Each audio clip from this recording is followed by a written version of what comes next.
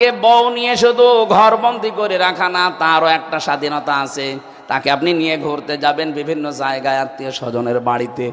আল্লাহ পাক বলেন, বউ নিয়ে শুধু ঘরের ভেতরে বন্দি করে রাখবা না, ওকে বেড়াতে নিয়ে যাবা, যেখানে ইচ্ছা যাবা, যা ইচ্ছা খাবা।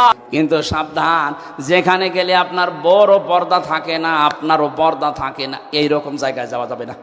এমন বিয়ে অনুষ্ঠান হচ্ছে যেখানে পর্দার বালাই নেই, অথচ এটা আপনার আপন মামাতো বোনের বিয়ে না, মামাতো বোন না, আপন বোনের বিয়ে হলেও যেতে পারবেন না, যেখানে গেলে আল্লাহর ফরজ বিধান পর্দায় থাকে না। এমন বিয়ে আছে কিনা বলেন তো, এই বলেন। এই যে গাড়ি হলিদের অনুষ্ঠান করা হয়, কোথায় পেয়েছেন ফোনটা? এটা হিন্দুদের রীতি।